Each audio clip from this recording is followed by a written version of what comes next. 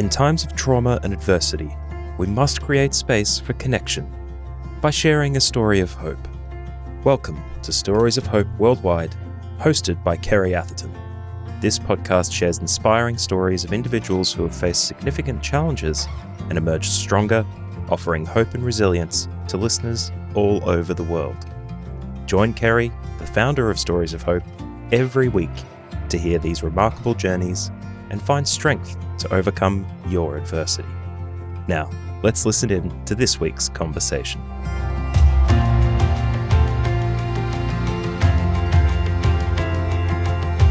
Welcome everyone to another episode of Stories of Hope Worldwide.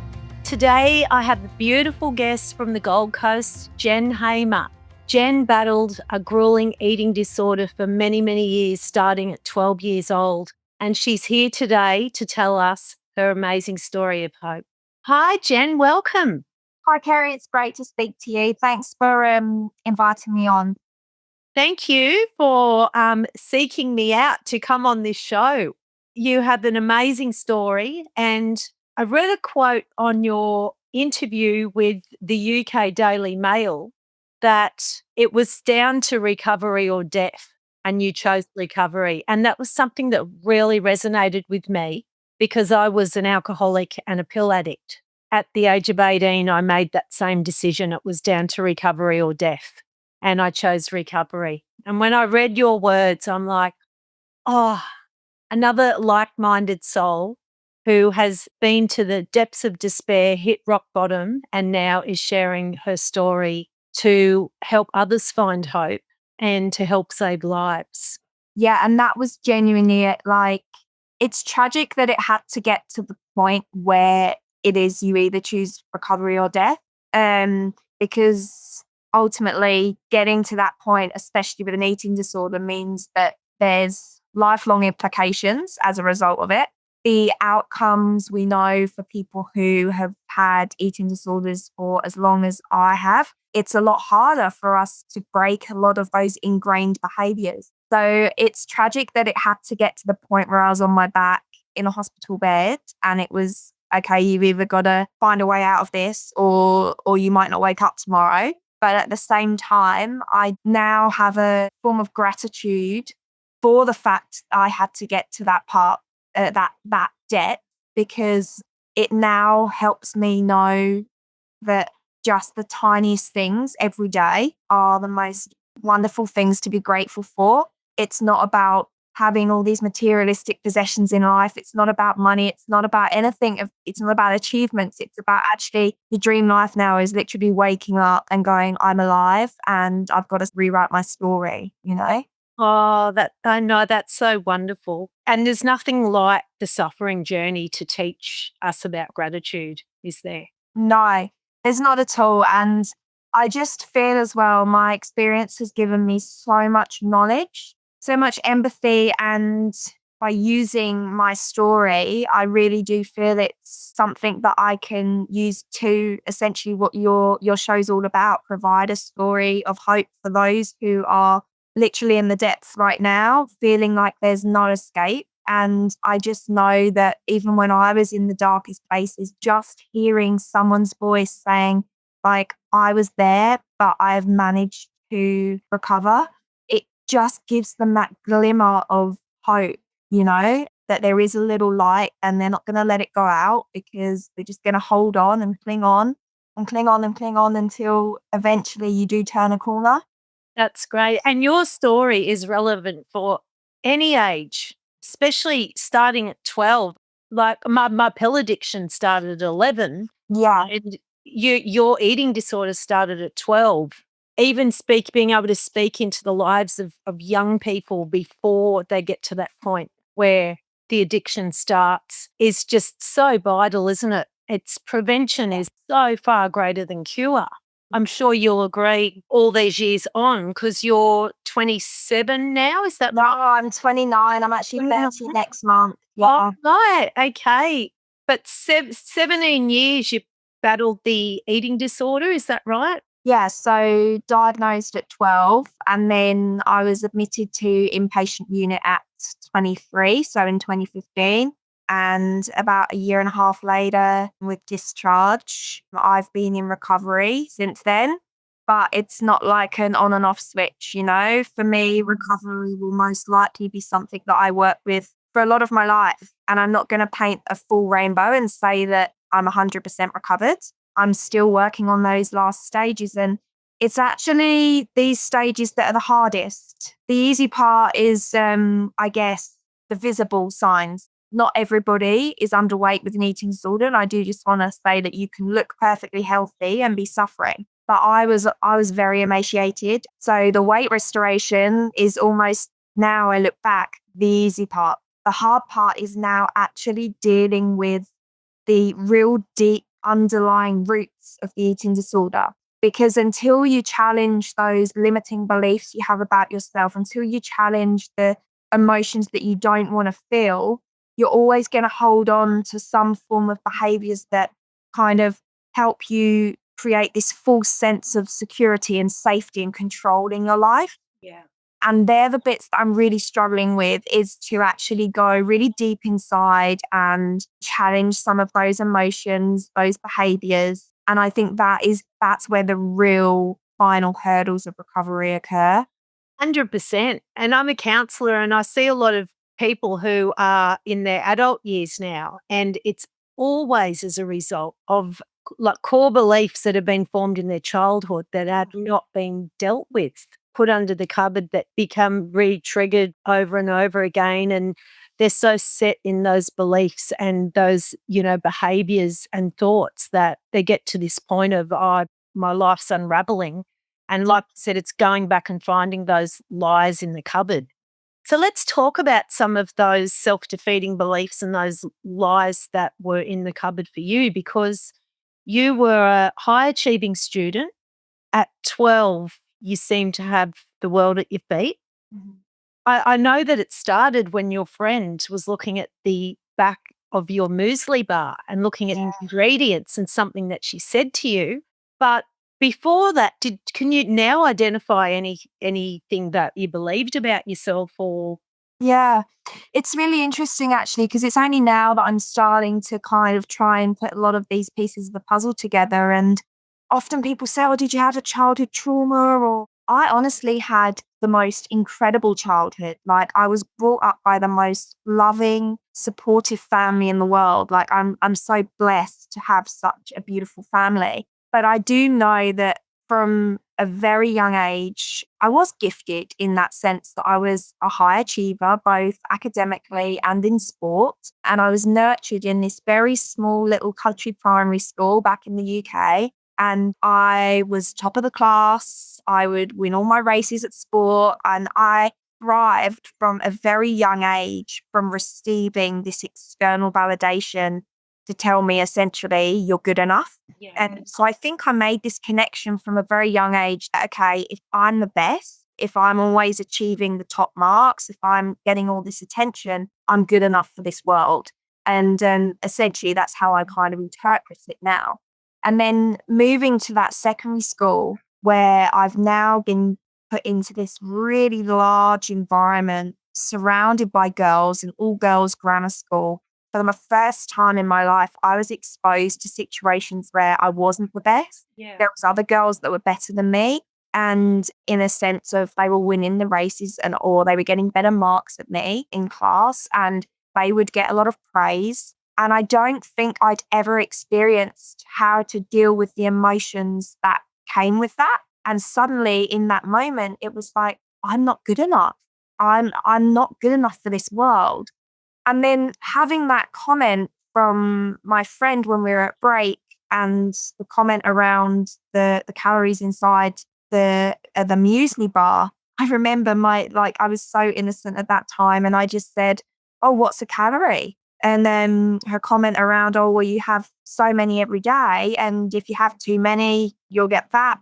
I didn't even know about this until that comment, but it kind of kicked something in my brain. And then all of a sudden, I'm going into Google, I'm reading magazines, and it was like, right, I'm going to start controlling my food.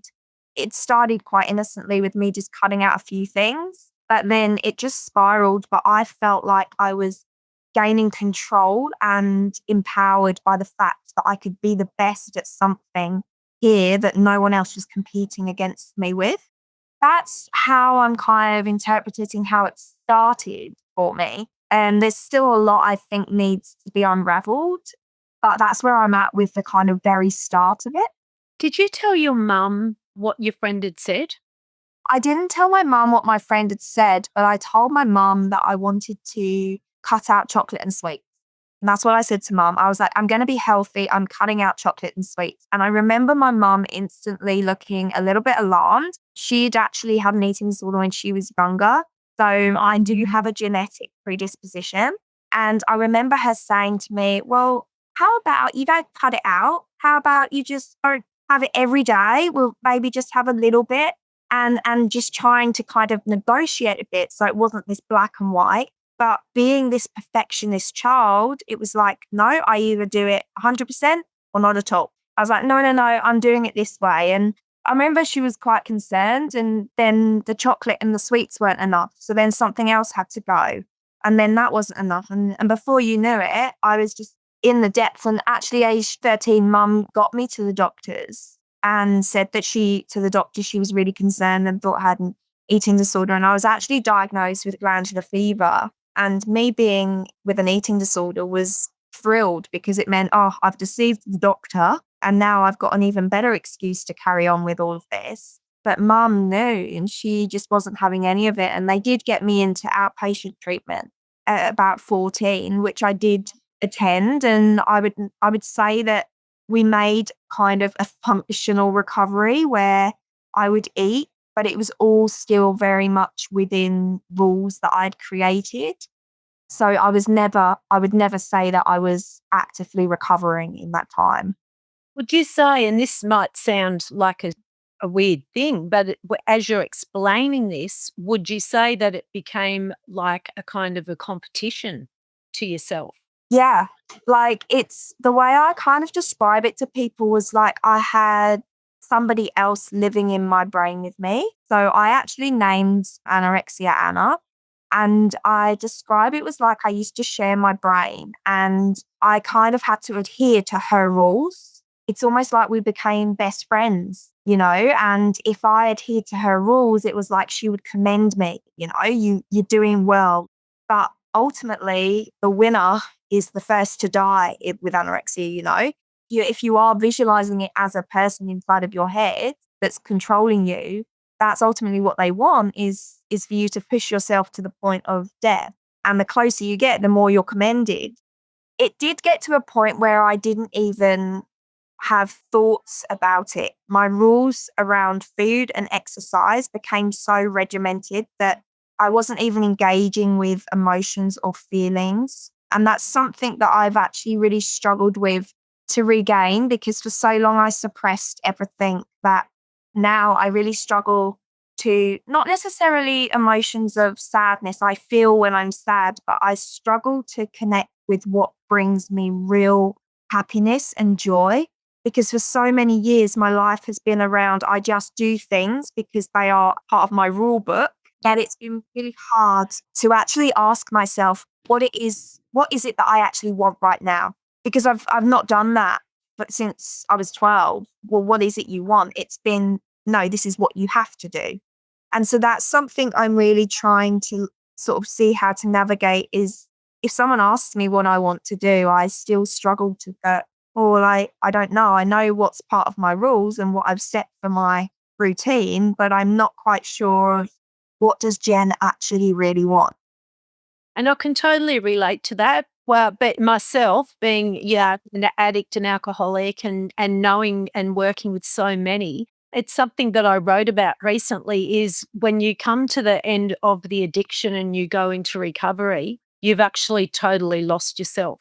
And everyone that I know that's in that situation is, who am I? I don't know who I am. Yeah. Been so used to numbing every emotion, the addiction just running right, controlling, ruling our every minute that we wake up, our every thought, our every action.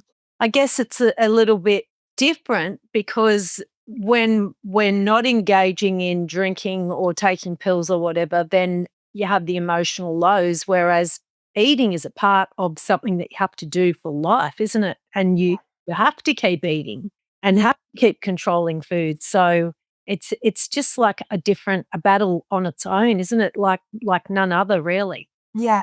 What I find really sad is like food is its culture, its memories, its joys, Yeah. it's so much more than just fuel. And I remember like some of my happiest memories of when I was a child involve occasions around food. And one of the ones I remember most was on a Sunday morning when my grandparents used to stay. My granddad would walk me and my sister down to the local sweet shop, and it was the penny sweet shop, and we'd get these little buckets and we'd have 50p in the UK to spend on the sweets, and we'd get to pick all these sweets, and granddad's smile on his face when he used to see our excitement of our Sunday treat. And then we'd go to the river, which was next to the sweet shop, and we'd walk along the river and we feed the ducks and we're eating our sweets. And I remember that was just one of my happiest childhood memories. And I remember when I then got my eating disorder, this experience changed because we walked to the sweet shop and granddad's offering me the bucket to go get my sweets. And I said, I didn't want them. I can't have them. And I remember his kind of the sadness. He didn't see his excited grandchild anymore, or smile on her face. And just little things like I've not been able to enjoy birthday cakes since the age of 12. It's like that special moment when the birthday cake comes out with the candles and everybody sings happy birthday and everyone enjoys some cake with you, this connection, this social. Now, for me, we're living in a culture that's demonizing food groups. And I often ask the question, I mean, what's more healthier to have the piece of cake and engage in this social occasion, or to be the person sat there riddled with anxiety because you're scared of a particular food? And I really think we've lost this in society. And I really do sympathize with people who are trying to recover from an eating disorder in a society today, which has actually normalized disordered eating. I find it incredibly hard where everywhere I walk, everyone's so obsessed with body image or having the perfect body or looking perfect or eating perfectly. And yet I'm trying to sit here and rebel against all of that. And it's really, really hard to stay in your own lane and go, no, this is about me and I've got to block out this noise. And I try my best, but sometimes it's like, it's just everywhere. I walk out my front door and I guess I'm a lot more aware of it because of my experience. Yeah, yeah. And I was the other way. I was the largest kid in the class, and I had a eating disorder, overeating, and I just do as you're speaking. I'm remembering every single day. Thinking about everything I put in my mouth, and that I can't have this and I can't have that, and I shouldn't be doing this and I shouldn't be doing that, and Yeah. it's just with you all the time when you're in the midst of it, Yeah. isn't it? It's exhausting. And even today, like, as I said, I'm still on this journey with recovery. I sometimes phone my mum and my dad back home and in the UK, and I just say, like, I'm just exhausted. I just want my brain to stop, and I just want to be able to be completely present in life and not have any of these thoughts that are just still consuming me sometimes. But I'm also aware that, like, this is part of the journey and it's not always going to be easy. But I guess for people like us, we're built of strength, we've come through a tough time, and to be able to come through and to sit here today, like, it just shows such strength. And I guess that's why I speak about it, because I want people to know that anyone who's suffered with any mental health issue, addiction, whatever it is, like, we're strong people and we need to speak up, not sit back thinking, oh, I don't want to share it because I'm scared of what people are going to think if I mention I've had a mental health issue. Like, when I say to people today, if I'm out on an occasion and I'm struggling, I'll say, like, oh, I'm still in recovery from anorexia. And the look, like, of some people, it's like, oh my goodness, she's just said the word anorexia. And it's like, I know. 2021, like this is an issue that we need to normalize in discussions, because otherwise we're not going to move forward. Yeah, I know the leper look that you the people, It's just people give me if I say I'm a recovering alcoholic. It's like, oh no, yeah, can we have a drink in front of you, or will we hide all the alcohol and yeah. you don't look like an alcoholic, and Oh, I get that all the time. judge by the outward appearance or what someone looks like. We're up against a media culture that just is destroying young people's lives, but people of any age, with comparison. Comparison is the thief of joy. Yeah, it's so true. And yeah, it's really hard. Like I get told all the time, Jen, you're so healthy. Like, look at you now. And I know people say it with their best intentions, but it really does just show a misunderstanding of what health is, because you can't tell. You really do not know what is going on in someone's head, or even internally. I'm riddled with osteoporosis. I've got the bones of an 80-year-old. For me, that doesn't show a sign of health, but no one can see that. And I think this word health gets thrown around. And I think we just really need to be so mindful and caring towards people, and knowing that, what, we don't know what's going on but behind closed doors, and just be mindful of that, be caring, be empathetic towards it. Yeah, absolutely. Jen, can we go back? Because Yeah. I've worked in schools on the coast, for the past 12 to 14 years. And I know a lot of people who have daughters that are around the age that your eating disorder started, that first year of high school. I mean, even in year 6, they're becoming aware of body image because of what they're seeing on social media. What would you say to any parents who have heard their child say, "Oh, I think I'm fat"? Is that, to me, is usually an indication that the child is starting to feel like they don't look like they think they should look. Yeah.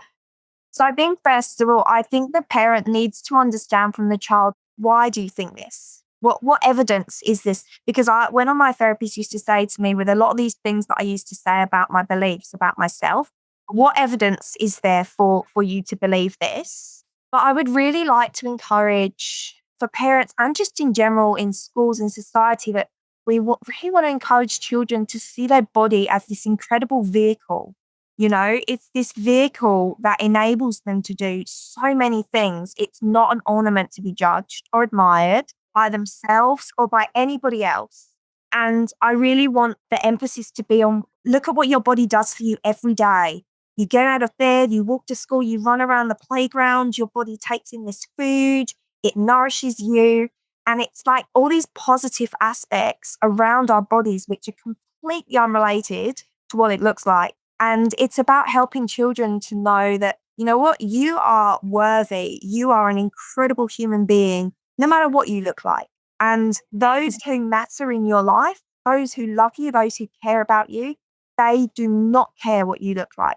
Like someone always said to me, like, when have you ever gone to someone's funeral and heard someone read about somebody and say, "Oh, we loved how they had a toned body," or "We loved how they had like definition of their muscles," or "they were thin," or "they were this," or "they were that"? They don't. They say how they remember them for the way they made them laugh, the way they lit up the room, the way they brought joy to their life. Yeah. And I think it's trying to help children to know it's these things that people care about you. Nobody cares about what you look like. Your body's an incredible vehicle. Use it for what it's there for, but just don't waste your energy worrying about what it looks like. I am mindful that we do live in a society where this is a problem, but we have also got some children which may need some help, in a sense that they might be significantly overweight and that might need addressing. But I really emphasize that if we have got a child in that situation, it really needs to be done with a registered dietitian who is really aware of managing the psychological implications of that too, and knowing that it's not going to backfire with children. So it would literally be a case of encouraging like a healthy nutritional intake and increasing energy expenditure. We really don't want children to be given labels of food or good and bad, black and white. from this young age because it really does backfire. So it's a very challenging area to navigate. But I really do love the emphasis around your body's this vehicle. It's not an ornament. Yeah, I love that. That's so great. Before we get to your real, like, amazing story of what you're doing today and what you've allowed yourself to do through your pain, the greatest purpose that it's led you to, which is really amazing. Can you tell us just about the darkest day? So basically for you, when was it? When was that rock bottom moment? You know, the light bulb moment that led you to go, I'm not doing this anymore. I can't. Death or recovery? I think I'm going to have two. Two of the darkest days. Yeah. And it wasn't even the day that I was admitted to inpatient because I still think in my head, like I didn't really realise what that meant. How old were you then?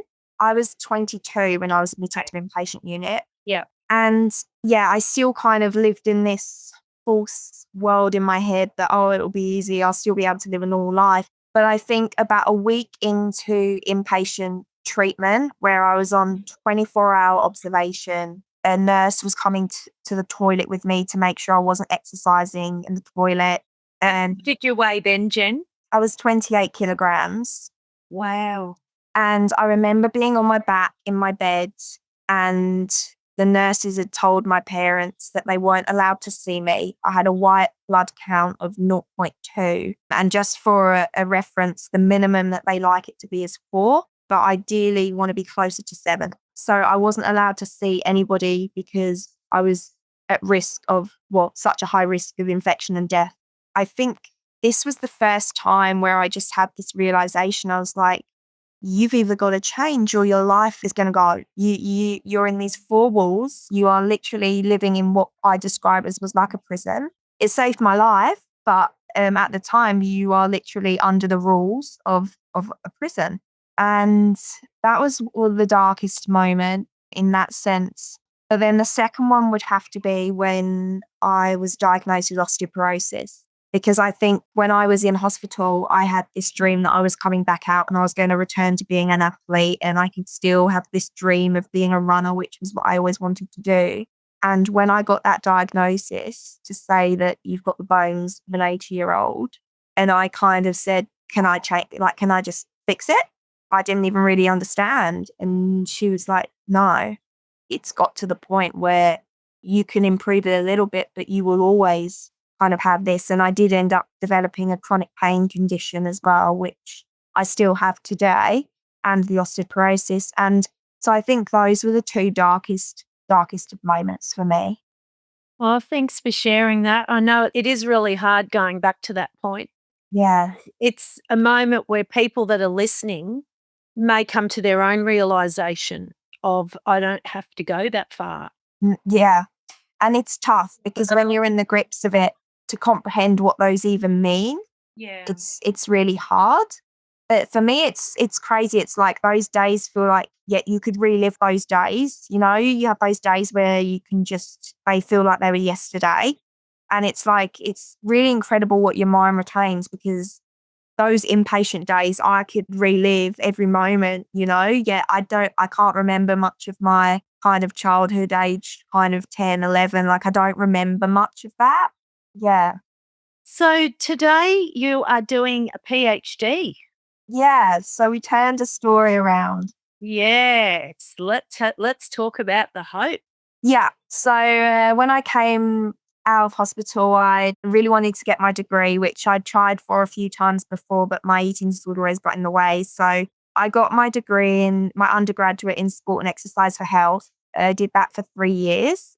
And then I just decided, I'm not done with research yet. So I went to University College London and I did my master's degree in eating disorders and clinical nutrition.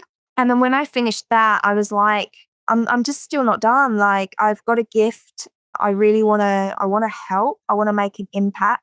And I also had this vision that I really wanted to live in Australia. My sister lives in Sydney, and I'd kind of fallen in love with the country, but wasn't quite sure how I was going to get in without having to do like a 2-year student visa and then be sent home. So I felt, okay, I'm still not done with research. So I decided to start applying for PhD scholarships in Australia. And I was fortunate enough to secure a place at Griffith here on the Gold Coast.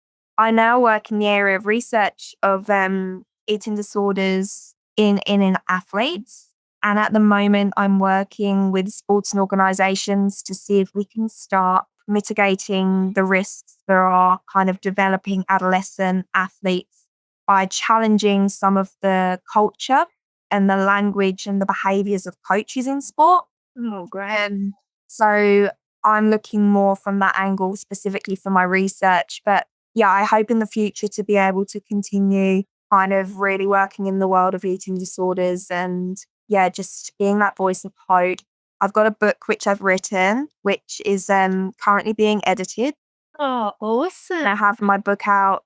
I would like it out before my 30th birthday, which is in just over a month, but we'll just see how the editing goes. But if not, that was written during COVID lockdown last year. I just felt the time was right. Yeah, the book was titled Goodbye, Anna.